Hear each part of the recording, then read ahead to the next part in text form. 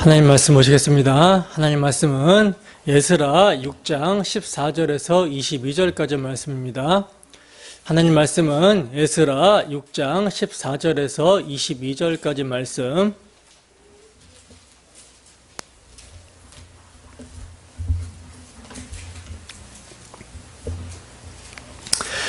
다 찾으셨으면 우리 함께 한 목소리로 합독하도록 하겠습니다. 시작. 유다 사람의 장로들이 선지자 학개와 이또의 손자 스가랴의 권면을 따랐으므로 성전 건축하는 일이 형통한지라.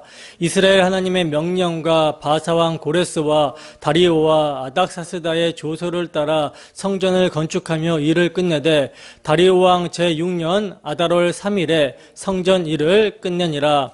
이스라엘 자손과 제사장들과 레위 사람들과 기타 사로잡혔던 자의 자손이 즐거이 하나님의 성전 봉헌식을 행하니 하나님의 성전 봉헌식을 행할 때에 수소 100마리와 순양 200마리와 어린 양 400마리를 드리고 또 이스라엘 지파의 수를 따라 순염소 12마리로 이스라엘 전체를 위하여 속죄제를 드리고 제사장을 그 분반대로 레위 사람을 그 순차대로 세워 예루살렘에 하나님을 섬기게 하되 모세의 책에 기록된 대로 하게 하니라. 6월절 사로잡힌 자의 자손이 첫째 달 14일에 6월절을 지키되 제사장들과 레위 사람들이 일제히 몸을 정결하게 하여 다 정결하게 하며 사로잡혔던 자들의 모든 자손과 자기 형제 제사장들과 자기를 위하여 6월절 양을 잡으니 사로잡혔다가 돌아온 이스라엘 자손과 자기 땅에 사는 이방 사람의 더러운 것으로부터 스스로를 구별한 모든 이스라엘 사람들에게 속하여 이스라엘의 하나님 여호와를 찾는 자들이 다 먹고 즐거움으로 이랫동안 무교절을 지켰으니 이는 여호와께서 그들을 즐겁게 하시고 또 아스루 왕의 마음을 그들에게로 돌려 이스라엘의 하나님이신 하나님의 성전 건축하는 손을 힘있게 하도록 하셨음이었더라. 아멘. 에스라 파노라마라는 제목으로 하나님 말씀 증거하도록 하겠습니다. 우리는 이제 구약 역사의 마지막 부분에 당도를 했어요. 그래서 오늘 살펴볼 에스라서와 다음 시간에 느헤미야까지를 살펴보면 구약에서의 하나님의 구원 계획의 역사가 어떻게 진행되어 왔는지를 우리가 다 살펴본 것이 되는 거예요. 그리고 이제 앞으로 살펴볼 나머지 책들 있잖아요. 앞으로 우리가 살펴볼 나머지 책들은요, 욥기, 시편, 잠언, 전도서, 아가서 등 이제 시가서와 대선지서와 또 소선지서 등은 우리가 이제 그동안 살펴본 역사의 맥락에서 기록이 된 책들이기 때문에 하나님의 구원 역사의 맥락에서 그 책들이 어디에 위치하고 있는지 파악해서 살펴보면 되는 거예요. 구약의 역사를 이제 12시대로 분류해서 보는 것이 여러분들이 나머지 책들이 어디에 위치하고 있는지 파악하고 기억하는 것에 도움이 될 것 같아서 말씀을 좀 드리자면, 창세기 시대가 이제 처음이거든요. 창세기 시대가 처음인데, 창세기는요, 천지창조부터 아브람과 이삭과 야곱, 그리고 야곱의 12아들들, 그러니까 족장들까지의 역사가 기록이 되고 있는 것이 창세기 시대예요. 그리고 이 창세기의 족장 시대에 뭐가 포함이 되어 있냐면 욥기서가 포함이 되어 있습니다. 욥기서는 창세기의 족장들의 시대적 배경으로 하고 있다는 거예요. 그리고 이제 이어지는 시대가 출애굽기 시대인데, 야곱의 때 애굽으로 내려간 야곱의 식솔들이 400년 동안 종살이를 하다가 6월절 어린 양의 피로 출애굽하여 홍해를 건너서 시내산에 도착한 역사까지가 출애굽기 시대예요. 그리고 이 출애굽기 시대에 시내산에서 율법을 받을 때 뭐가 기록됩니까?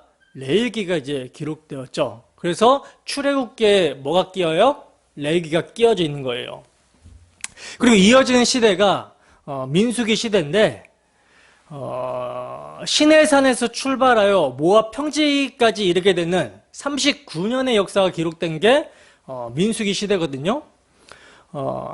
이 민수기 시대에 모압 평지에 이르러서 뭐가 기록됩니까? 신명기가 기록이 되죠.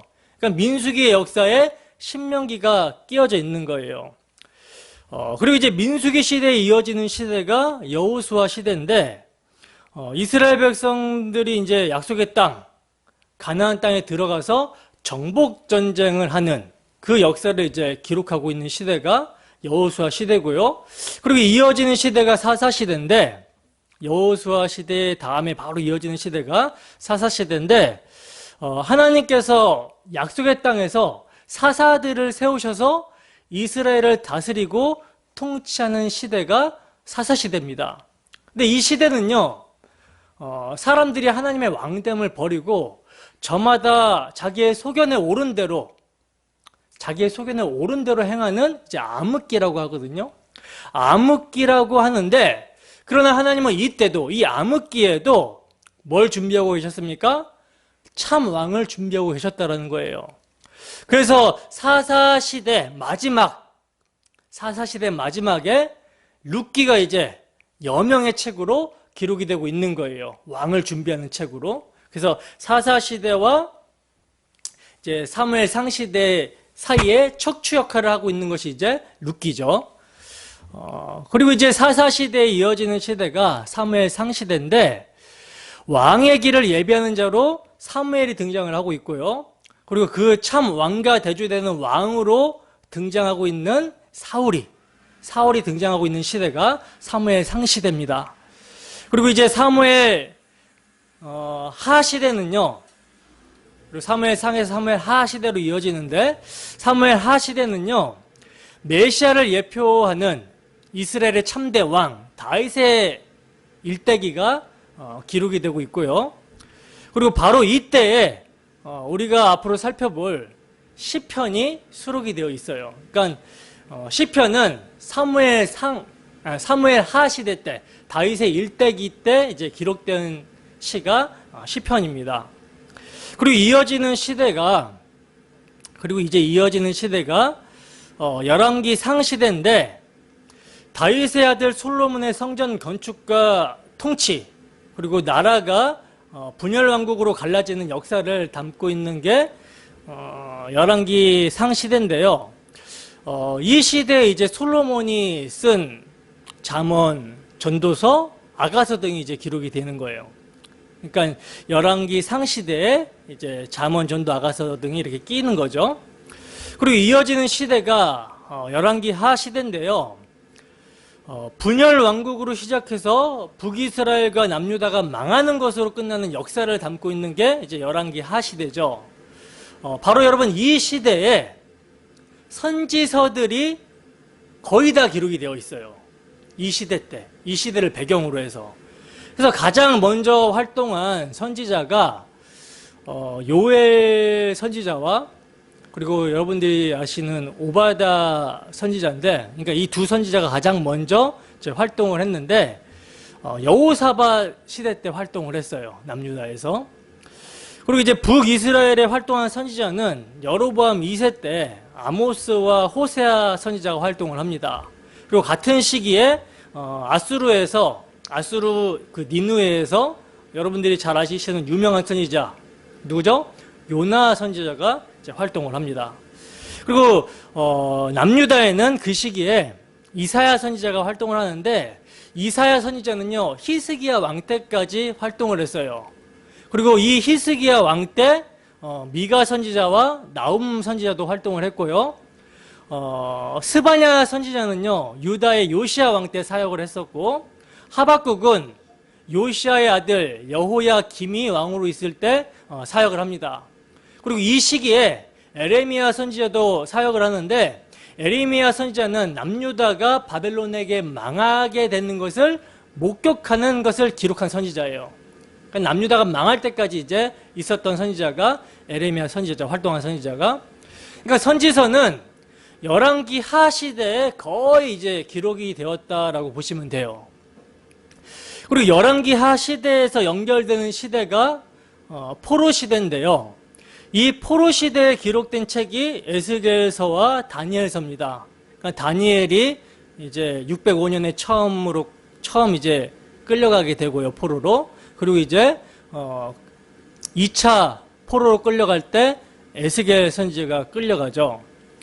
그리고 이제 에스라 시대가 포로 시대와 연결되는데, 포로 시대와 연결되는 게 이제 에스라 시대인데, 이 에스라 시대에 역대기가 기록이 되고요, 에스더서와 학개, 스가랴서가 기록이 돼요.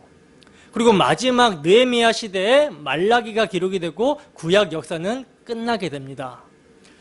그러니까 지금 우리가 살펴볼 에스라 시대와 느헤미야 시대는요, 구약 역사의 마지막 부분인 거죠. 구속사의 맥락에서 에스라와 느헤미야서는 굉장히 중요한 책이 되는데, 왜냐하면 열왕기 상하를 통해서 죄라는 원인으로 말미암아 심판이라는 결과로 이스라엘 백성들이 바벨론의 포로가 됨을 보여줬다면, 에스라서와 느헤미야서를 통해서는요, 언약의 신실하신 하나님의 은혜로 말미암아 포로에서 돌아오게 하시는 회복을 보여주고 있기 때문이라는 거예요. 다른 말로 열왕기 상하가 문제라면 에스라와 느헤미야서는 해답이 된다라는 거죠. 해답. 여러분, 바벨론의 포로기한은요, 그들이 약속의 땅에 돌아올 수 있는 어떤 그럴 만한 자격이 있거나 공로가 있어서 돌아오게 된 게 아니라는 거예요. 여기에는 중요한 구속사적 의미가 내포되어 있습니다. 중요한 구속사적 의미가 내포가 되어 있어요. 첫째는 하나님의 명예입니다. 하나님의 백성들이 이방의 포로로 방치가 되어 있다는 것은 뭡니까? 하나님의 이름과 명예가 문제가 되죠. 그래서 에스겔서에서는요, 내가 이렇게 행한 것은, 그러니까 돌아오게 한 것은 너희를 위함이 아니라 너희가 들어간 그 열국에서 더럽힌 나의 거룩한 이름을 위함이라고 말씀합니다. 그러니까 그들이 돌아올 수 있었던 것은 뭡니까? 그들을 택하신 거룩하신 하나님의 이름 때문이었다라는 거죠. 그리고 두 번째로는요, 하나님께서 언약하시고 계획하신 바를 이루어 주시기 위해서라는 거예요. 하나님께서 아브라함에게 세워주신 언약을 이루시기 위함이라는 거죠. 그 아브라함에게 세워주신 언약은 여러분 세 마디로 되어 있거든요. 세 마디로 되어 있는데 첫 마디가 뭡니까? 내가 너에게 땅을 줄게. 그리고 두 번째 마디는 내가 너에게 자손을 주겠다.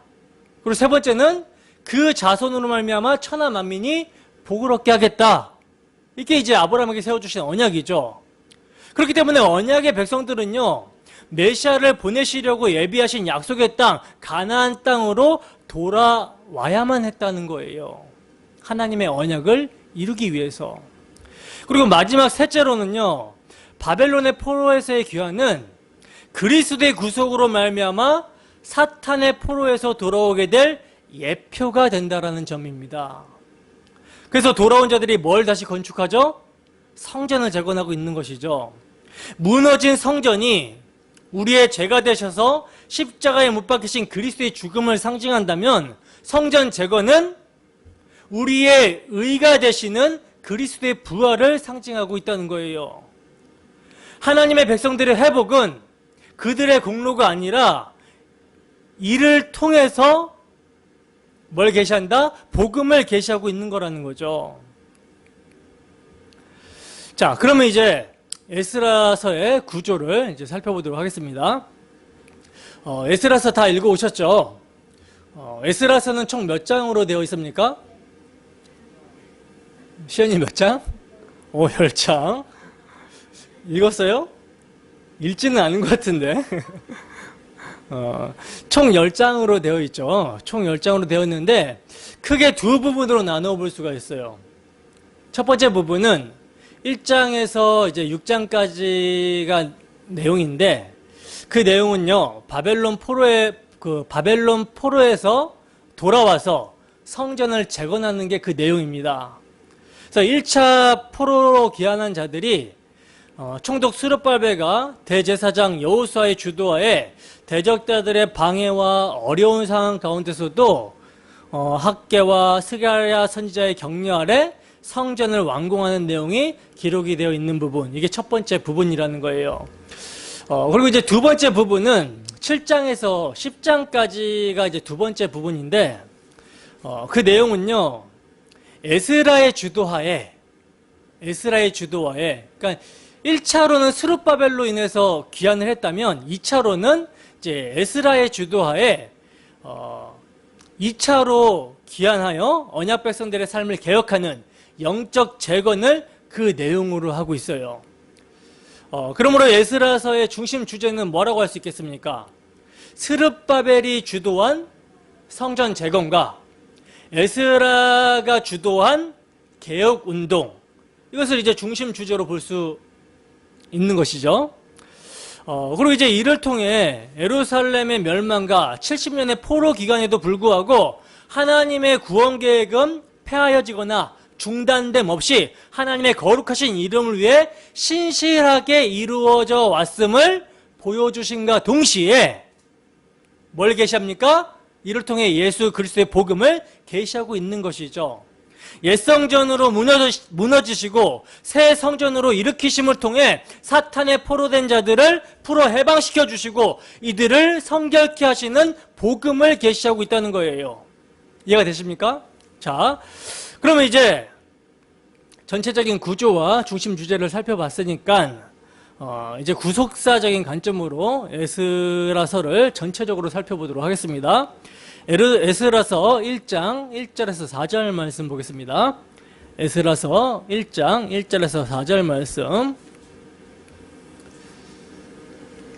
자, 함께 읽겠습니다. 시작.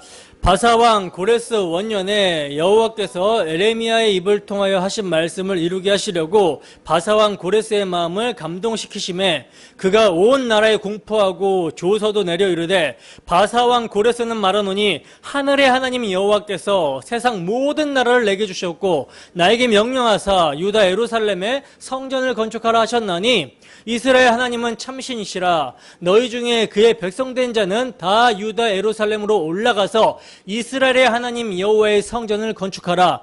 그는 예루살렘에 계신 하나님이시라. 그 남아있는 백성이 어느 곳에 머물러 살든지 그곳 사람들이 마땅히 은과 금과 그 밖의 물건과 짐승으로 도와주고 그 외에도 예루살렘에 세울 하나님의 성전을 위하여 예물을 기쁘게 드릴지니라 하였더라. 아멘. 자, 보시면 여러분 에스라서의 서두는요 역대하의 마지막 말씀과 정확하게 일치를 하고 있죠. 에스라서의 서두와 역대하의 마지막 말씀, 이게 정확하게 일치를 하고 있어요. 이제 포로되었던 곳에서 다시 약속의 땅으로 돌아가서 무너진 성전을 재건해라, 이것이 이제 그 내용이죠. 근데 여러분 여기서 우리가 주목해야 되는 말씀은요, 포로되었던 곳에서 약속의 땅으로 돌아와서 성전을 재건하라는 일이 여호와께서 에레미야의 입을 통하여 하신 말씀을 이루게 하시려고, 즉 하나님의 말씀이 성취가 되는 일이라는 거예요. 이걸 주목해서 봐야 됩니다. 에레미야서 29장 10절 말씀 한번 찾아보겠습니다. 에레미야서 29장 10절 말씀, 빨리 찾으신 분이 한번 큰 목소리로 읽어볼까요? 에레미야서 29장 10절 말씀.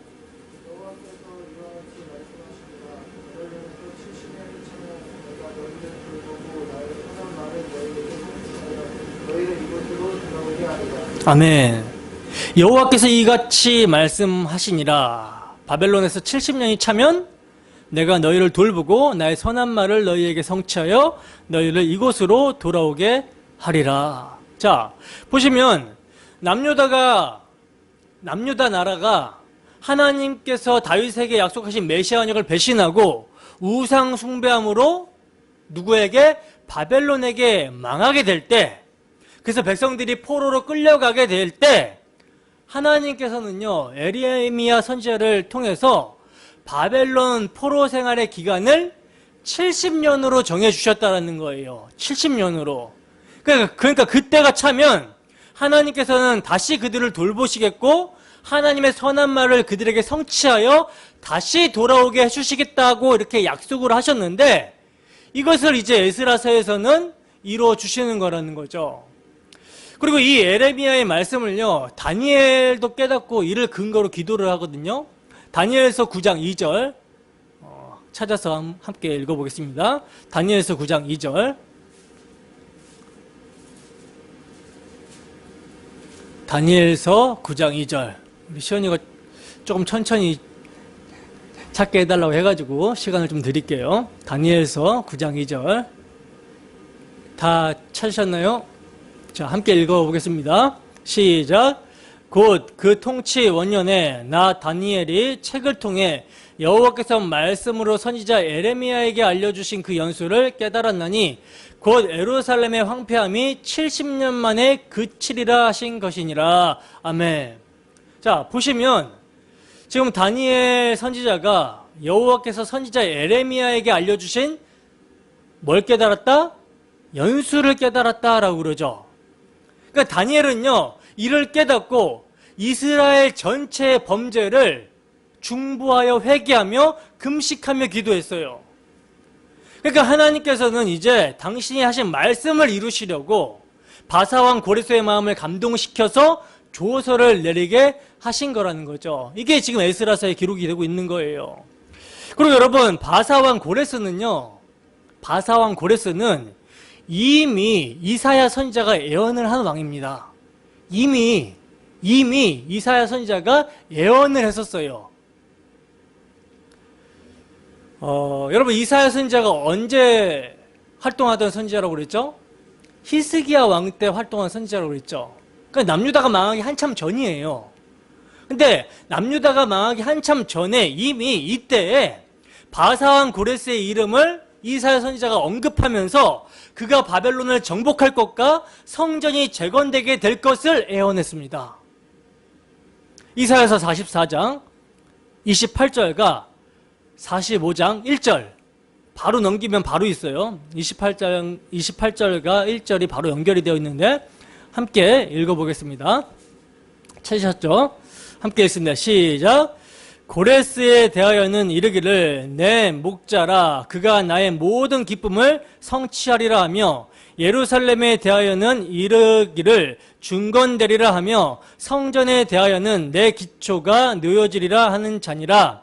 여호와께서 그의 기름 부음을 받은 고레스에게 이같이 말씀하시되 내가 그의 오른손을 붙들고 그 앞에 열국을 항복하게 하며 내가 왕들의 허리를 풀어 그 앞에 문들을 열고 성문들이 닫히지 못하게 하리라. 아멘. 자, 여러분 놀랍지 않습니까?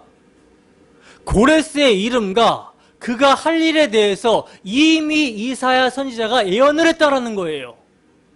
자, 그러면 이제 고레스의 마음이 어떻게 이처럼 감동될 수 있었는지를 우리가 알 수 있는 것이죠.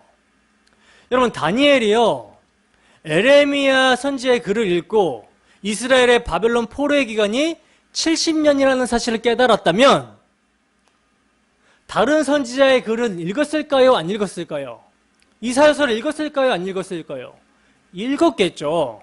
당연히 이사야서도 읽고 이스라엘을 포로에서 자유하게 해줄 왕이 고레스라는 사실과 그가 성전을 건축하게 해줄 왕이라는 사실을 알았던 것입니다. 때문에 이사야서의 예언을 고레스에게 전달해준 인물이 우리는 다니엘이라는 사실을 유추해 볼 수 있는 거예요. 성경이 그렇게 말하고 있고. 다니엘서 1장 21절 한번 볼까요? 빨리 한번 찾아서 빨리 찾은 사람 읽어보세요. 다니엘서 1장 21절. 다니엘서 1장 21절. 아멘. 다니엘이 언제까지 있었대요? 고레스 왕 원년에. 근데 고레스 왕 원년에 지금 어떤 조서가 내려지고 있습니까? 어떤 조서가 내려지고 있어요? 이스라엘 사람들 포로 귀환을 지금 명령하고 유다 땅에 올라가서 성전을 재건하라는 조서가 내려지고 있잖아요. 그렇기 때문에 여러분, 고레스 왕은요, 하늘의 하나님 여호와께서 세상 모든 나라를 내게 주셨고 나에게 명령하사 유다의 예루살렘의 성전을 건축하라라고 말할 수가 있었던 것입니다. 그래서 더욱이 하나님을 가리켜 이스라엘의 하나님은 참신이라고 고백할 수가 있었던 거라는 거죠. 자, 에스라서 1장 5절에서 6절 말씀도 함께 읽어보겠습니다. 에스라서 1장 5절에서 6절 말씀 시작. 이에 유다와 베냐민 족장들과 제사장들과 레위 사람들과 그 마음이 하나님께 감동을 받고 올라가서 예루살렘의 여호와의 성전을 건축하고자 하는 자가 다 일어나니 그 사면 사람들이 은그릇과 금과 물품들과 짐승과 보물로 돕고 그 외에도 예물을 기쁘게 드렸더라. 아멘. 자, 여러분, 고레스 왕의 조서가 이렇게 공포가 됐어요. 공포가 되자 예루살렘에 여호와의 성전을 건축하고자 하는 자가 다 일어났다라고 말씀하고 있습니다.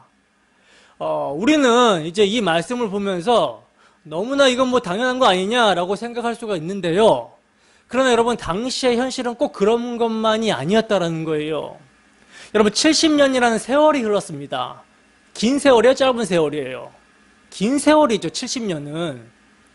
그동안 1세대들은 많이 세상을 떠났을 것이고 그 자손들은 이제 그럭저럭 터를 잡고 삶의 터전을 잡고 일구면서 삶을 살았을 거라는 거예요. 여러분, 미국 이민자들 한번 생각해 보세요. 1세대들은 막 고생하겠죠. 말도 안 통하고 고생하겠죠. 근데 2세대들은요, 1세대들이 터를 갖고 놓으면 그 터전에서 마치 미국인처럼 이를 누리고 삽니다. 부족함 없이. 마찬가지로 이스라엘도 그랬을 거라는 거죠. 근데 이제 이것을 포기하고 폐허나 다름이 없는 예루살렘으로 올라간다는 것은 뭡니까? 생각같이 쉬운 일만은 아니라는 거예요. 때문에 그들이 여러분 다 일어나서 예루살렘으로 올라갈 수 있었던 것은요, 누가? 하나님이 그들의 마음을 감동시켰기 때문이라는 거예요. 그래서 성경도 하나님이 그들의 마음을 감동시켰다라고 하고 있는 것이죠. 자, 그리고 이제 감동되어 일어난 그들을 누가 도왔다 그래요? 사면 사람들이 도왔다라고 말씀하고 있죠. 여러분, 이 말씀을 딱 볼 때 뭐가 좀 떠오르지 않습니까? 뭐가 떠오르죠? 뭘 연상하게 됩니까? 출애굽을 떠올리게 되죠. 여러분, 하나님께서는 아브라함에게 내 자손이 이방에 객이 되어 그들을 섬기겠고 그들은 400년 동안 내 자손을 괴롭히겠지만 내가 그들이 섬기는 나라를 징벌하겠고 내 자손이 큰 재물을 이끌고 나오리라, 이렇게 여러분 약속을 하잖아요. 이 약속의 말씀이 이스라엘 백성들이 애굽에서 출애굽하게 될 때 성취가 됩니다. 그래서 여호와께서 애굽 사람으로 백성에게 은혜를 입게 하사 그들의 구하는 대로 주게 하심으로 그들이 애굽 사람의 물품을 취하였더라, 이렇게 기록을 하고 있는 거예요. 그러니까 하나님의 뜻과 섭리 가운데 애굽에서 종으로 또는 바벨론에서 포로로 내어준 바 되었으나 하나님은 그들이 나오게 하실 때 공수로 돌아오게 하지 아니하셨다라는 거죠. 왜? 성전을 지어야 되기 때문에, 그들로 하여금 성전을 지어야 되기 때문에 공수로 나오게 하지 않고 물품을 받아가지고 나오게 하셨다라는 거예요. 그들의 마음을 감동시키사. 무슨 말인지 이해되십니까? 그리고 여러분, 고레스 왕이 옛적에 느부갓네살이 예루살렘에서 옮겨다가 자기 신들의 신당에 두었던 여호와의 성전 그릇을 꺼내줍니다. 이것을 이제 수렙바벨이 받아가지고 다 가지고 올라갔어요. 이것도 여러분 우연이 아니죠. 하나님의 약속하에 이루어진 거라는 것입니다. 하나님의 약속하에. 에레미야서 27장 22절 한번 볼까요? 에레미야서 27장 22절. 성경을 연구하면서 신기한 거는요, 이게 우연이 없어요. 다 하나님의 말씀에 기록되어 있고 이것을 성취하는, 그러니까 성경 스스로 이것이 하나님의 말씀이라는 것을 자증합니다. 그래서 안 믿을 수가 없어요. 에레미야서 27장 22절 함께 읽습니다. 시작. 그것들이 바벨론으로 옮겨지고 내가 이것을 돌보는 날까지 거기에 있을 것이니라. 그 후에 내가 그것을 올려와 이곳에 그것들을 되돌려 두리라. 여호와의 말씀이니라. 아멘. 여러분, 성전에 있는 그릇들까지 하나님은 돌보셨어요. 그래서 돌아오게 하셨습니다. 하물며 택한 나의 그릇이라고 말씀하신 성도들은 어떠하겠습니까? 성경은요, 너희 염려를 다 주께 맡기라. 이는 그가 너희를 돌보심이라 말씀하십니다. 여러분, 우리는 이것을 믿기 때문에 뭐 할 수 있습니까? 기도할 수 있는 것이죠. 이것을 믿기 때문에 어려움 가운데, 고난 가운데 있어도 낭망하거나 낙심하지 않을 수 있는 거예요. 하나님의 섭리하심, 하나님의 때가 있다는 사실을 믿는 것입니다. 그리고 그 하나님은 당신의 아들을 내어주시기까지 우리를 사랑하신 하나님이시기 때문에 우리를 당신의 자녀로 연단시키고 있는 줄을 믿는 거예요. 그러므로 여러분, 이스라엘 백성들이 약속의 땅으로 돌아와서 성전을 재건할 수 있었던 것은요, 하나님께서 당신이 하신 말씀을 이루시기 위해 고레스의 마음을 감동시키셨고, 포로된 자들의 마음을 감동시키셨고, 기명 하나까지라도 버려두시지 아니하시고 돌아보사 다 가지고 돌아오게 하셨기 때문이라는 거예요. 그리고 이러한 언약의 신실하신 하나님의 모습을 보여줌을 통해서 사탄의 포로에서 자유하게 하실 복음을 계시하고 있는 것입니다. 에스라서 이제 2장 1절에서 2절 말씀 봅시다. 에스라서 2장 1절에서 2절 말씀. 자, 함께 읽겠습니다. 시작. 옛적에 바벨론 왕 느부갓네살에게 사로잡혀 바벨론으로 갔던 자들의 자손들 중에서 노임을 받고 예루살렘과 유다 도로 돌아와 각기 각자의 성읍으로 돌아간 자 곧 수룹바벨과 예수아와 느헤미야와 스라야와 르엘라야와 모르드게와 빌산과 미스발과 비그레와 룸과 바나 등과 함께 나온 이스라엘 백성의 명수가 이러하니. 여러분, 남유다가 망해서 포로로 끌려갈 때도요, 3차로 걸쳐서 끌려갔고요, 포로에서 돌아오는 포로 귀환도 3차에 걸쳐서 이루어지는데, 이제 1차 포로 귀환을 주도한 사람이 총독 스룹바벨과 대제사장 여호수아, 즉 예수아였어요. 여기서 우리는 1차 기한을 주도했던 총독 스룹바벨과 대제사장 여호수아, 예수아가 등장하는 구속사적 의미를 알고 가야 되는데, 여러분, 이 두 사람은요, 에스라서뿐만 아니라 느헤미야서와 학개서와 스가랴서에서 있어서도요, 주도적인 인물로 등장을 하고 있거든요. 주도적인 인물로. 자, 그러면 이 둘이 왜 중요한가? 성경은 스룹바벨에 대해서 이렇게 말씀합니다. 마태복음 1장 12절에서 16절 말씀입니다. 마태복음 1장 12절에서 16절 말씀.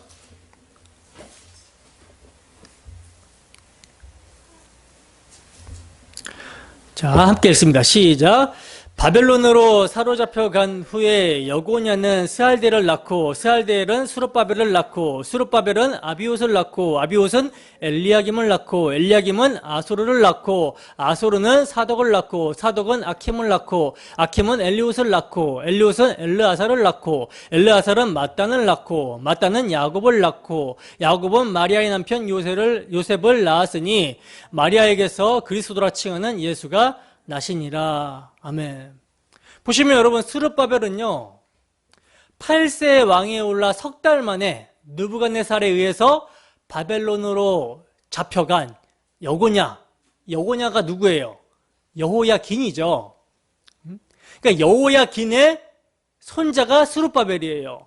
이것은 여러분 뭘 의미하냐면요, 바벨론 포로 기간에도 하나님께서는 다윗의 왕위를 끊지 않으시고 계승해 오시다가 70년 후에 귀환하게 하셨으며, 그 왕위가 누구에게? 그리스도에게 연결됨을 계시해주고 있는 것입니다.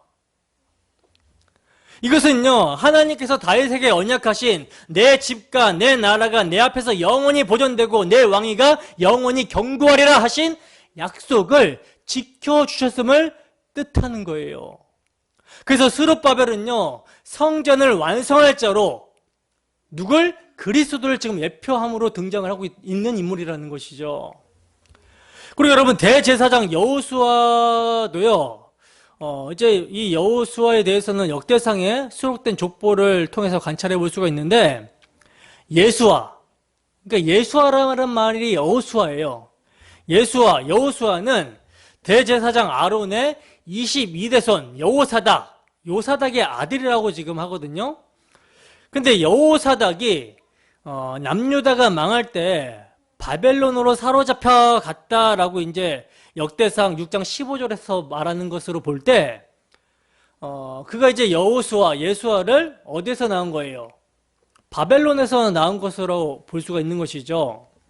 그러니까 다윗의 왕위와 함께 아론의 직계 대제사장도요, 그 대가 끊이지 않고 이어져 내려오다가 누구에게로? 그리스도에게로 연결이 되고 있는 거라는 거예요. 왜? 예수님은 참 왕이시오, 참 대제사장이시오, 참 제물이 되시기 때문에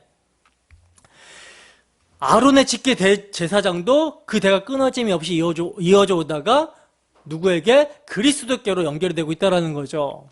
그래서 여호수아는 장래 좋은 일의 대제사장으로 오사 손으로 짓지 아니한 것, 곧 이 창조에 속하지 아니한 더 크고 온전한 장막으로 말미암아 염소와 송아지의 피로 하지 아니하시고 오직 자기의 피로 영원한 속죄를 이루사 단번에 성소에 들어가셨던 그리스도의 모형으로 등장을 하고 있는 것입니다.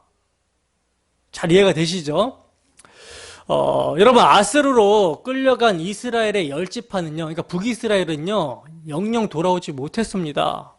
그에 반해 바벨론으로 끌려간 유다 지파가 돌아올 수 있었던 것은요, 하나님께서 포로 기간 중에서도 언약의 왕이와 중보자 대제사장을 그들과 함께 있게 하심으로 언약을 계승시켜 주시고 하나님과의 교제를 유지시켜 주셨기 때문이라는 거예요. 그렇기 때문에 어느 시대 어떠한 형편에서도 여러분, 우리의 소망이 그리스도께 있음을 알아야 되는 것입니다. 우리에게 소망이 있음은 오직 우리의 왕 되시고 대제사장 되시는 예수 그리스도께서 우리와 함께 하신다라는 거, 이것이 여러분 소망이라는 거예요. 이 소망을 놓치면 된다 안 된다? 안 된다라는 것이죠. 계속해서 보시면 이제 그렇게 이제 돌아오게 된 자들이 최우선적으로 한 일에 대해서 나오거든요. 에스라서 이제 3장 2절에서 3절 말씀입니다. 에스라서 3장 2절에서 3절 말씀 함께 읽습니다. 시작.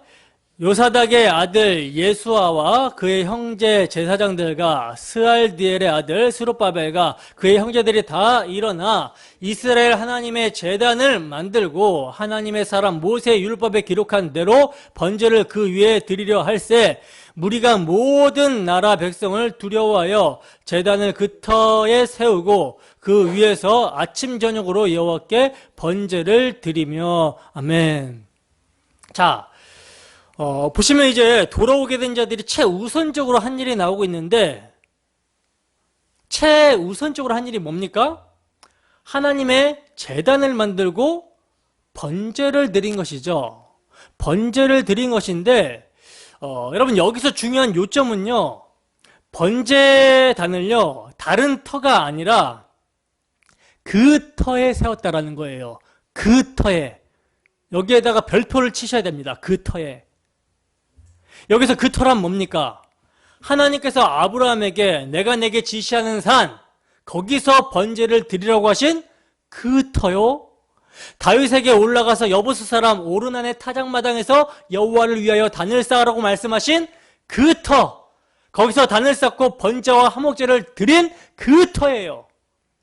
그리고 그 터는요, 솔로몬이 예루살렘 모리아산에 여호와의 성전을 건축하기 시작하니 그곳은 전에 여호와께서 그 아비 다윗에게 나타나신 곳이요 여부스 사람 오르난의 타작마당에 다윗이 정한 곳이라 한 그 터인 것입니다.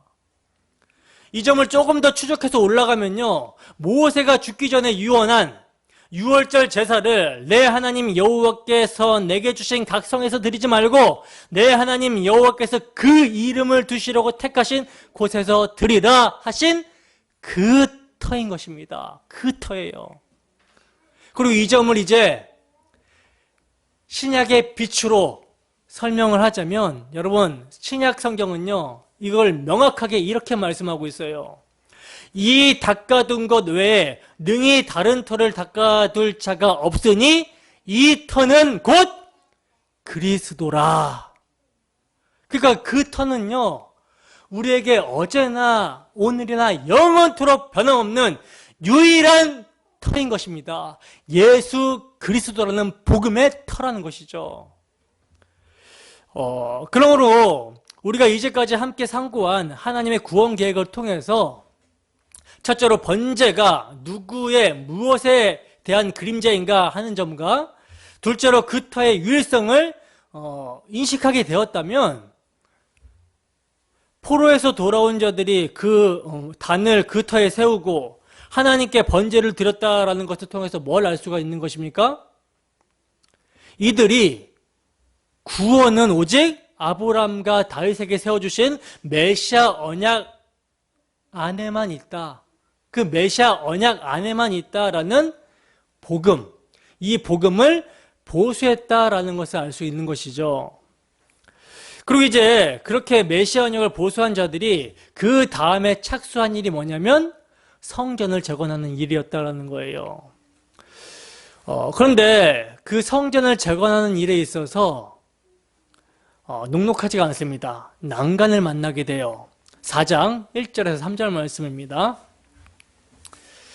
4장 1절에서 3절 말씀 함께 읽어보겠습니다. 시작.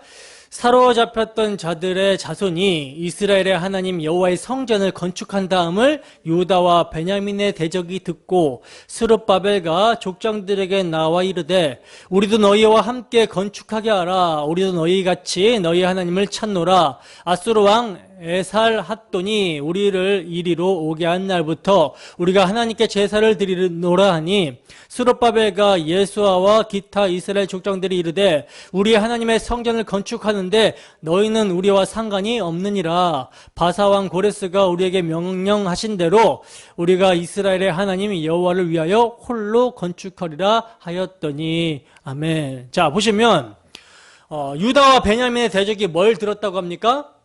사로잡혔던 자들의 자손이 이스라엘의 하나님 여호와의 성전을 건축한 다음을 들었다라고 그러죠. 그러니까 이를 듣고 우리도 너희와 같이 하나님을 찾노라 하면서 성전 건축에 참여시켜달라고 지금 요청을 하고 있는 거예요. 여기서 여러분 주목해야 되는 것은요, 성경이 이들을 대적이라고 말씀하고 있는 것에 주목을 해야 됩니다. 생각해 보세요. 우리 같으면 이런 어려운 상황 가운데서도 도와준다고 찾아왔어요. 그러면 어떨까요? 얼씨구나, 좋다, 할렐루야 하면서 야, 이게 하나님의 뜻이구나 대환영했을 법하지 않습니까? 그런데 스룹바벨과 예수아와 기타 족장들은요, 이들의 제안을 단칼에 거절해 버렸다는 거예요. 단칼에. 그렇다면 족장들이 왜 성전을 함께 건축하자고 말한 제의를 거절했으며 성경은 이들을 왜 대적이라고 말씀하고 있는가?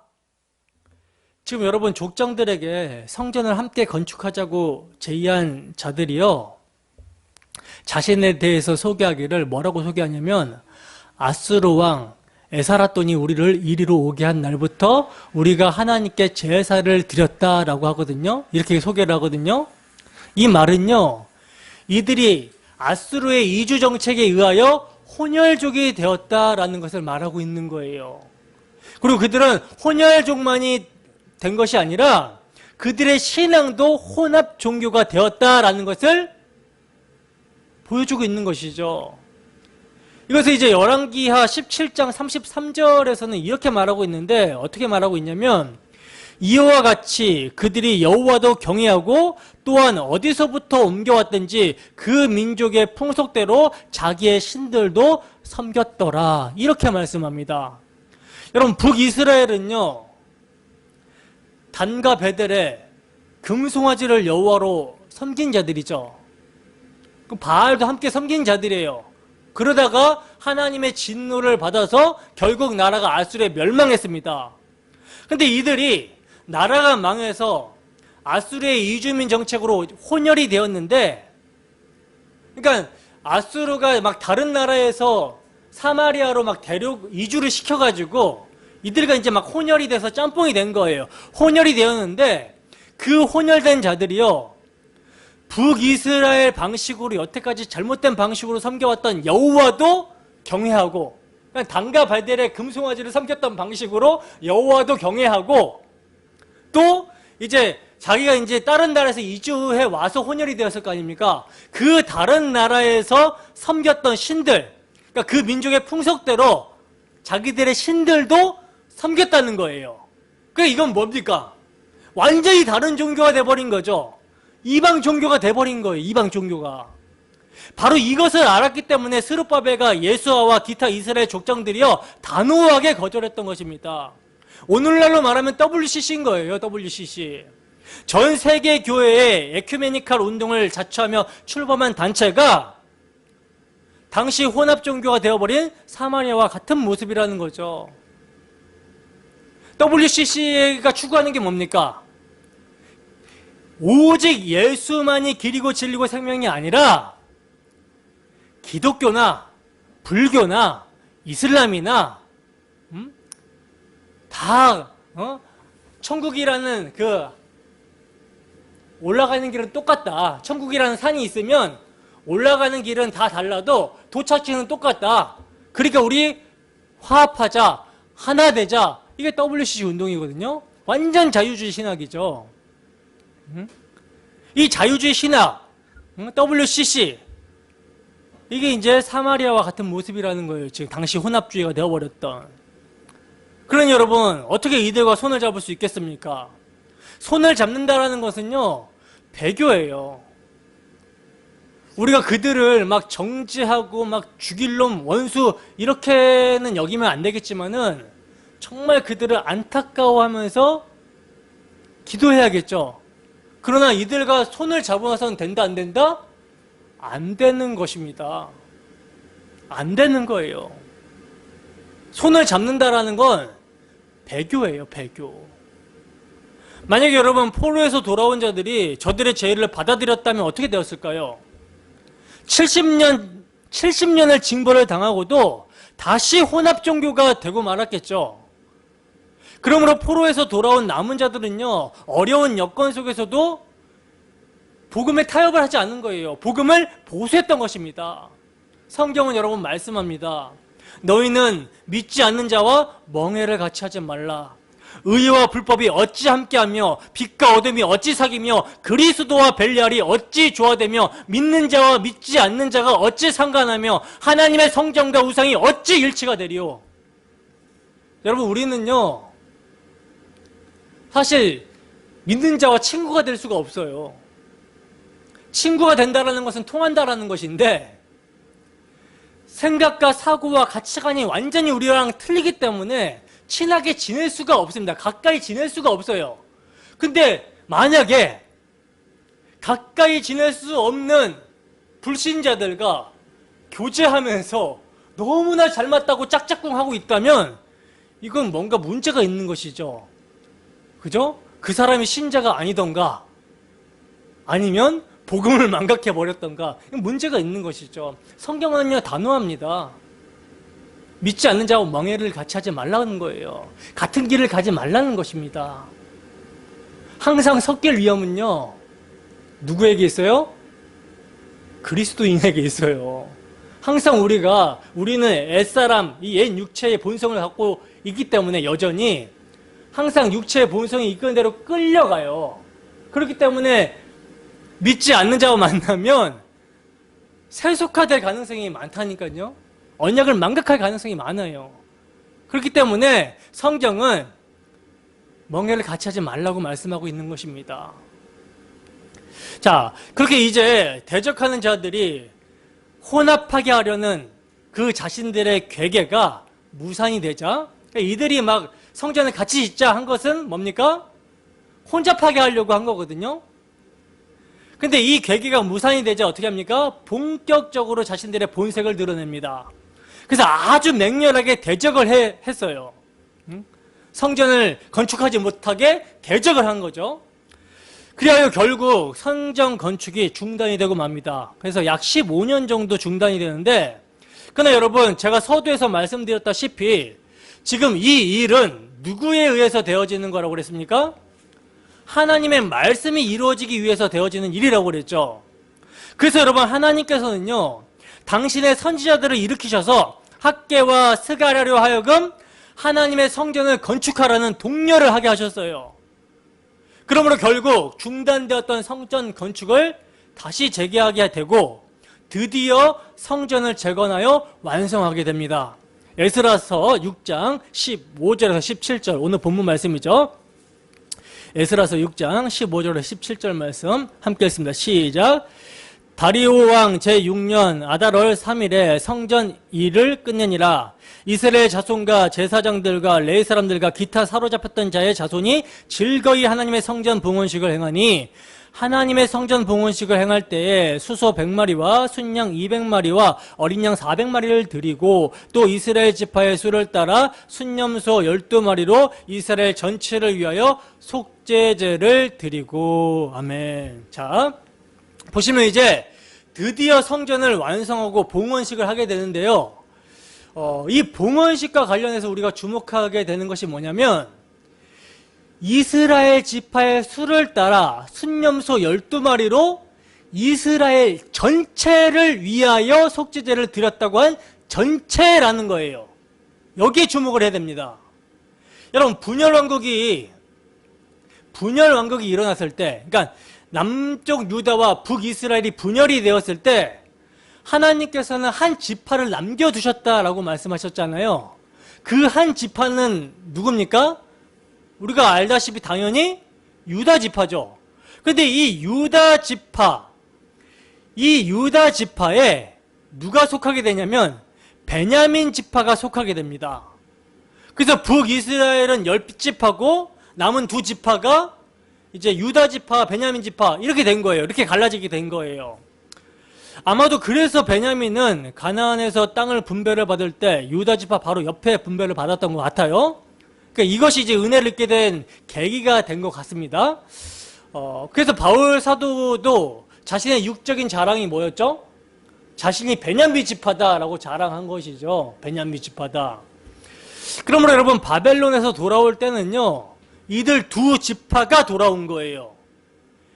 남유대와 그 밑에 같이 붙어 있었던 베냐민 지파가 같이 돌아왔던 거라는 거죠.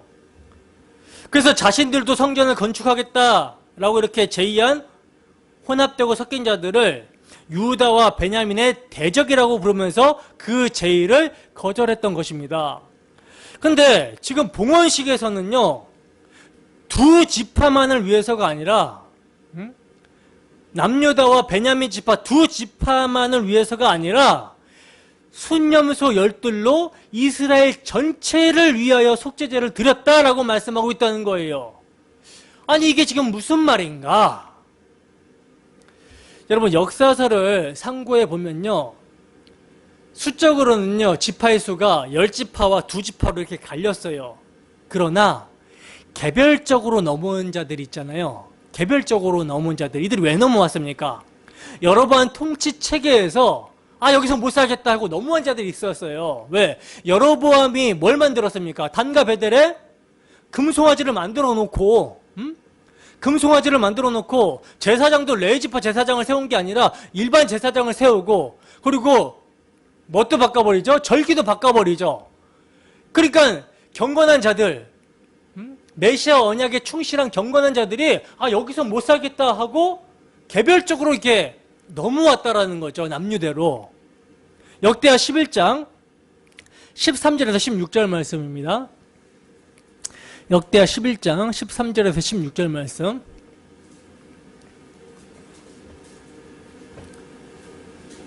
함께 읽습니다. 시작. 온 이스라엘의 제사장들과 레위 사람들이 그들의 모든 지방에서부터 르호보암에게 돌아오되 레위 사람들이 자기들의 마을들과 산업을 떠나 유다와 예루살렘에 이르렀으니 이는 여로보암과 그의 아들들이 그들을 해임하여 여호와께 제사장의 직분을 행하지 못하게 하고 여로보암이 여러 산당과 수염소 우상과 자기가 만든 송아지 우상을 위하여 친히 제사장들을 세움이라. 이스라엘 모든 지파 중에 마음을 굳게 하여 이스라엘의 하나님 여호와를 찾는 자들이 레위 사람들을 따라 예루살렘에 이르러 그들의 조상들의 하나님 여호와께 제사하고자 한지라. 이렇게 넘어온 거예요. 지금 개별적으로 경건한 자들이. 그러므로 남쪽 유다에는 12지파 사람들이 골고루 남아 있었던 거라는 거죠. 그리하여 성전 봉헌식에서는 숫 염소 12로 이스라엘 전체를 위하여 속죄제를 드렸던 것입니다. 그래서 이 점에 대하여 에스겔 선지자를 통하여 예언하시기를 그 막대기들을 서로 연합하여 하나가 되게 하라.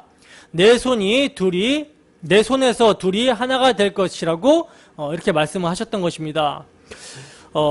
그리고 이제 그 땅 이스라엘 모든 산에서 그들로 한 나라를 이루어 한 임금이 모두 다스리게 하리니 그들이 다시는 두 민족이 되지 아니하며 두 나라로 나누이지 않을 것이라고 말씀을 하고 있다는 거예요. 에스겔 선지자 입을 통해서. 그러므로 여러분 이 예언은요 포로에서 돌아왔을 때 이 예언이 성취가 되죠. 수염소 12로 이스라엘 전체를 위하여 속죄제를 드림으로 이제 1차적으로 성취가 돼요. 1차적으로 성취가 되지만 궁극적인 성취는 뭡니까? 이를 통해서 지금 뭘 말하고 있는 것이죠, 성경은? 궁극적인 성취는요, 내 종 다윗이 그들의 왕이 되리니 그들에게서 다 한 목자가 있을 것이라고 하신 참 성전이요 참 제물이시요 진짜 대제사장이신 그리스도께서 죄인들을 위하여 죽으시고 부활하심을 통해 유대인과 이방인이 하나가 될 것, 이것을 전망하고 있는 거라는 거예요. 그래서 이를 가리켜 하나님께서는요, 내가 그들과 화평의 언약을 세워서 영원한 언약이 되게 하겠다라고 말씀하셨는데, 이게 신약에서는요, 그리스도께서는 우리의 화평으로서 둘로 하나를 만드셨다라고 말씀합니다. 에베소서 2장 14절에서 말씀하고 있죠. 그러니까 성전 재건을 통해 참 성전으로 세워지는 첫 열매 되시는 그리스도의 부활과 그 안에서 함께 세워지는 교회, 그리스도 안에서 유대인과 이방인이 하나가 되어서 성전으로 세워지는 교회, 이 교회를 계시하고 있는 거라는 거예요. 여기까지가 이제 첫 번째 내용이었죠. 그리고 이제 7장으로 넘어가게 되는데요.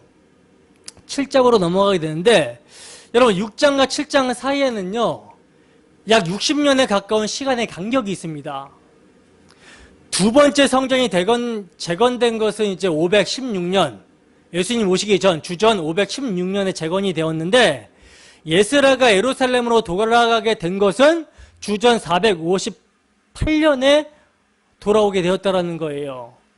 이게 이제 2차 포로 귀환이거든요. 2차 포로 귀환. 그러니까 예스라가 주도해가지고 돌아온 사건입니다. 2차 포로 귀환. 근데 에스라가 예루살렘으로 떠난 이유는요, 돌아온 이유는 예루살렘의 영적인 타락 때문에 돌아왔어요. 이를 개혁하고자 돌아왔다라는 거죠. 에스라는 대제사장 아론의 16대 손으로서 귀환하여 대대적인 개혁을 단행하게 되는데, 여러분 성전 건축이 다윗의 자손인 스룹바벨의 주도하에서 이루어지게 하시고, 백성들을 영적으로 성별케 하는 개혁은 대제사장 아론의 직계 에스라의 주도하에 행하게 하셨다라는 것은요 굉장히 의미심장한 것이죠.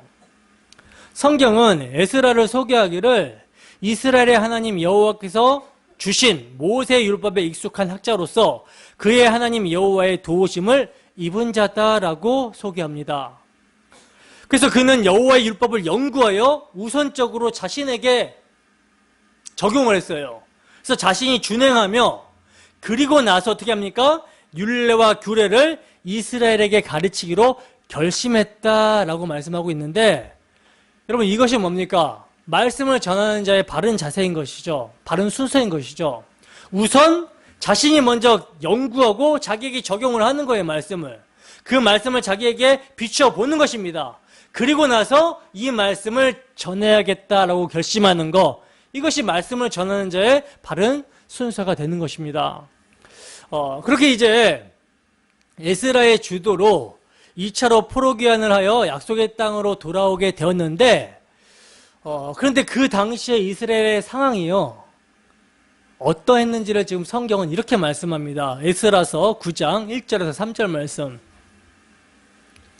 에스라서 9장 1절에서 3절 말씀. 함께 읽습니다. 시작.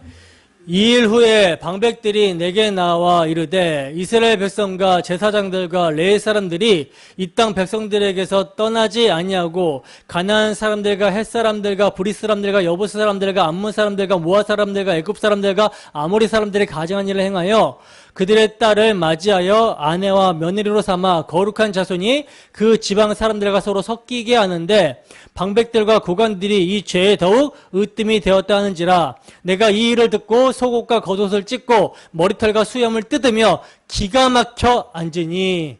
아멘. 보세요, 여러분. 성전을 재건하며 메시아 언약을 보수하기 위해 사마리아 사람들이 우리가 같이 성전을 재건하자라고 하는 이 제안까지 거절하며 성결을 지켜온 사람들이요, 몇 년 만에? 60년 만에 혼합이 되어버렸어요. 쟤라는 놈이 정말 지독하지 않습니까? 여러분, 에스라가요, 이 일을 듣고 속옷과 겉옷을 찢고 머리털과 수염을 뜯으며 기가 막혀 했다라고 말씀합니다. 여러분, 이러한 선지자의 심정을 아시겠습니까? 저는 이러한 심정을 조금이나마 이해를 하게 되는데요.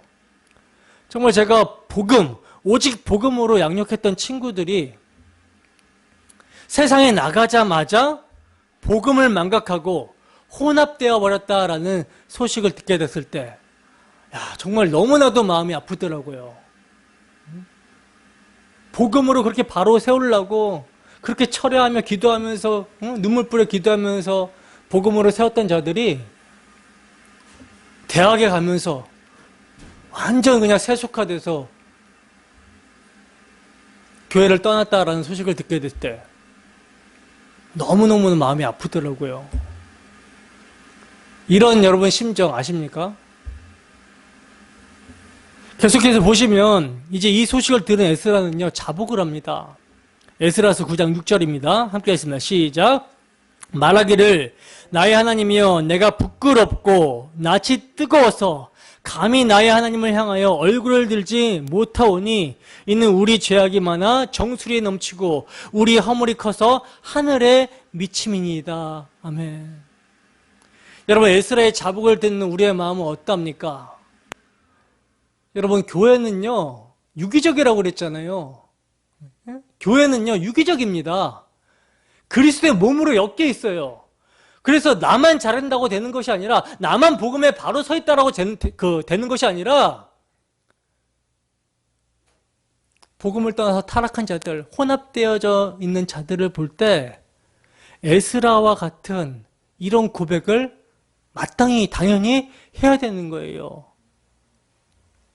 저들이 범죄했으니까 나는 상관없지가 아니라 우리가 범죄했습니다라가 되는 것입니다. 한국교회가 타락하고 복음을 상실하고 세속화되었지만 저들과 우리가 다른 게 아니라 우리예요. 그래서 우리가 범죄했습니다. 하나님 용서하여 주시옵소서. 우리의 죄가, 우리의 허물이 너무나 커서 정수리에 넘치고 하늘에 미침이다. 이런 고백을 우리가 해야 된다라는 거죠. 정말 우리는 구제불능입니다. 여러분, 정말 구제불능이라는 마음이 들지 않습니까? 홍수 심판을요 10번, 100번, 아니 1000번을 내려도, 불심판을 1000번, 10,000번 내려도 인간 스스로는, 인간 자력으로는 구원에 이를 수 없다는 것을 정말 적나라하게 보여주고 있는 대목인 것이죠. 그래서 에스라는요 이스라엘의 하나님 여호와여, 주는 의로우시니 우리가 남아 피한 것이 오늘날과 같사옵거늘 도리어 주께 범죄하였사오니 이로 말미암아 주 앞에서 한 사람도 감히 서지 못하겠나이다 하니라 하고 울며 고백을 합니다. 여러분, 에스라의 고백이 오늘날 우리의 고백이어야 되는 것이죠. 이것이 하나님 앞에 진솔하고 정직한 고백 아닙니까? 하나님은요, 이 자력권의 불가능성, 자기의, 이것을 빨리 깨닫고 인정하기를 원하고 계신다라는 거예요. 여러분, 우리에게 이러한 가난한 심령이 있습니까? 이러한 가난한 심령이 있어야 되는 것입니다. 여러분, 성별의 삶, 그리스도인으로서의 윤리는요, 메시아 언약을 보수할 때 나타납니다. 그러니까 세속화되고 윤리적으로 도덕적으로 목사가 타락하고 성도들이 타락하고 이런 모습들이요, 그 내면에 뭘 상실해서 그렇다고요? 복음을 상실해서 그렇다는 거예요. 근데 그 내면에 복음을 상실해서 이런 증상들이 나타나는데 그 증상들만 바로 개혁해야 된다, 교회가 개혁해야 된다라고 하면서 그 증상들만 도덕적으로 윤리적으로 수정하려고 하면, 교훈적으로 접근하면 안 고쳐집니다. 오히려 율법주의로 나가고 더 외식하고 위선을 떨고 가식적인 모습을 보이게 된다는 거예요. 복음으로 돌아가야 되는 것입니다. 정말 자신의 죄를 인정하고 복음으로 돌아가야 되는 거예요. 그러니까 우리가 사랑할 이웃을 찾기 전에 우리가 사랑해야 될 이웃이 무엇입니까? 가르쳐주세요. 내가 사랑해버릴게요. 이거 하기 이전에 내가 강도 만난 자라는 사실을 알고 이런 우리에게 이웃이 되어주심으로 친구를 위해 목숨을 버리신 예수를 아는 것, 복음이, 이것이 먼저예요. 그래야 뭐가 나옵니까? 윤리, 즉 이웃이 될 수 있는 것입니다. 그럼 우리 이제 이런 맥락에서 포로기한, 즉 회복기의 역사에서 주목해야 되는 것은요, 남은 자라는 주제예요. 남은 자. 이사야 선지자는요, 이스라엘이여 내 백성이 바다의 모래 같을지라도 남은 자만 돌아올 것이다 라고 예언을 했었는데, 여러분, 남은 자라는 주제는요, 포로 기한에만 국한된 것이 아니라 홍수 심판에서 보는 바대로 인간의 소행으로는 멸절될 수밖에 없는 것을 하나님께서 주권적으로 남은 자를 있게 하신 것이 구속의 역사입니다. 하나님의 구원 역사예요. 여러분, 하나님의 역사는요, 예루살렘에 잠존해 있던 자들도 아니요, 그렇다고 포로된 자 전부도 아닌 남은 자에 의해 계승이 된 것입니다. 그래서 에스라가 기도하기를 우리의 악한 행실과 큰 죄악으로 말미암아 이 모든 일을 당하였사오나 우리 하나님이 우리 죄악보다 형벌을 가볍게 하시고 이만큼 백성을 남겨주셨다라고 고백하고 있는 거예요. 성전을 중건한 후 단행된 이스라엘의 개혁 운동의 초점이 이방 족속과 서로 섞이게 된 통합 문제가 중심 과제가 된 것도요, 남은 자에 대한 성별과 정화에 초점이 있는 것입니다. 왜냐하면 통혼을 통해 저들과 연합이 되게 되면 뭘 망각하게 됩니까? 메시아 언약을 버리는 우상 숭배로 가게 되기 때문이고, 또 그들은 그리스도가 오실 통로이기 때문에, 남은 자들은 그리스도가 오실 통로이기 때문에 메시아가 태어날 혈통을 보존해야 되기 때문이라는 거예요. 그래서 성별과 정화, 이것이 남은 자들에게 초점이 맞춰지는 것입니다. 그래서 개혁을 하게 되는 거예요, 에스라가. 여러분, 바벨론 포로에서 돌아오게 되는 구속사적인 의미는요, 애굽의 바로의 종이 되었다가 해방된다라는 것과는 조금 관점을 달리 볼 수 있거든요. 물론 이게 사탄의 종된 자리에서 해방되는 그 모습은 이제 일면 같다고 볼 수 있지만 조금 더 다른 관점으로 볼 수 있는데, 출애굽 사건이 사망에서 생명으로 옮겨진 구원과 관계가 있다면, 그래서 그때는 세례의 의미가 이제 홍해 도하에 이제 물이 강조가 되었다면, 바벨론에서의 포로기환은요, 징계와 관련이 있다는 거예요. 징계와. 그래서 불이 강조가 되고 있다는 것입니다.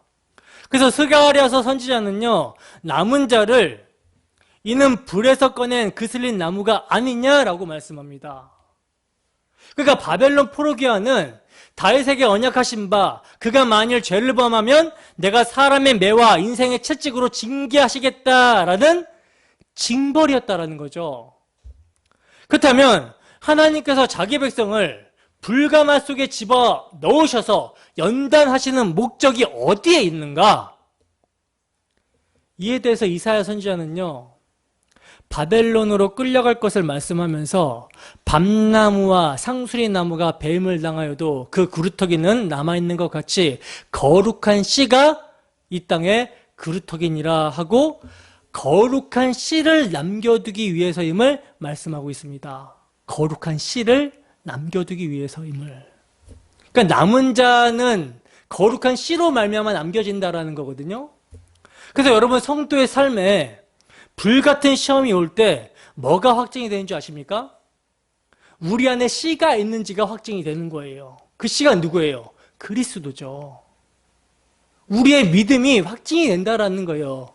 그 불같은 시험, 불시험을 통해서. 근데 이것은요, 우리의 힘으로 되는 일이 아니라 누가 붙으셔야 됩니까? 하나님께서 견인케 하시는, 견디고 인내케 하시는 은혜가 주어져야 될 수 있는 것이죠. 이 일은.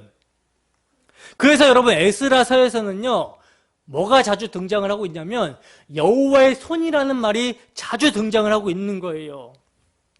이건 무슨 의미인가? 이스라엘 백성들이 바벨론의 포로에서 돌아올 수 있었던 것이나 성전을 재건할 수 있었던 것이나 또 성별된 삶으로 회개와 개혁을 할 수 있었던 모든 것이 다 뭐다? 여호와의 선한 손이 이루셨음을 의미하는 것입니다. 여호와의 선한 손이 이루셨다라는 거예요. 여호와의 선한 손, 여호와의 손이 고레스와 스룹바벨과 에스라 등을 붙잡으셔서 그들을 도구로 사용하셔서 이루셨다라는 거예요. 그러므로 에스라서를 통해서 성령이 오늘날 교회에게 하시는 불변의 진리의 말씀은 무엇인가? 에스라서의 두 축을 이루는 성전 재건과 백성을 거룩하게 하는 개혁 운동은요, 우리 주 예수 그리스도의 죽으심과 부활이라는 복음으로 말미암아 성도 한 사람 한 사람, 건물과 건물이 연결되어 거룩한 처소로 지어져 가야 된다는 것, 즉 그리스도 안에서 너희가 하나님의 성전인 것을 알지 못하느냐라고 하신 교회가 하나님의 성전이라는 각성과 하나님의 성전은 거룩하니 너희도 그러하니라 하신 성별의 삶을 우리에게 적용하여 말씀하고 있는 것입니다. 여러분, 표면적 유대인이 유대인이 아니에요. 이스라엘에게서 난 그들이 다 이스라엘이 아니었습니다. 그런즉 이와 같이 이제도 은혜로 택하심을 따라 남은 자가 있다는 거예요. 그러면 남은 자들은요, 뭘 듣습니까? 성경의 권고를 듣습니다. 성경의 권고를 듣고 자신의 모습을 살펴 회개하고 소망 되시는 그리스도를 바라보며 복음을 보수하게 된다라는 거예요. 타협하지 않고 성별의 삶을 살아가기를 힘쓰게 된다라는 거죠. 그리고 이를 위해 우리에게 주신 예수 그리스도의 이름으로 성령을 충만하게 해달라고 성령의 충만함을 구하게 되는 것입니다. 그럼 우리 이 시간도 나의 하나님이여, 내가 부끄러워 낯이 뜨뜻하여 감히 나의 하나님을 향하여 얼굴을 들지 못하오니 이는 우리 죄악이 많아 정수리에 넘치고 우리의 허물이 커서 하늘에 미침이니이다 라고 고백하며, 그럼에도 불구하고 그리스도의 공로로 우리를 돌이켜 회개하게 하시고 성별의 삶을 살아가게 하시는 하나님의 은혜를 굳게 붙들고 남은 자로 복음에 합당하게 살아가게 해달라고 간구하는 시간 되기를 주님의 이름으로 축원합니다. 기도하시다가 돌아가도록 하겠습니다.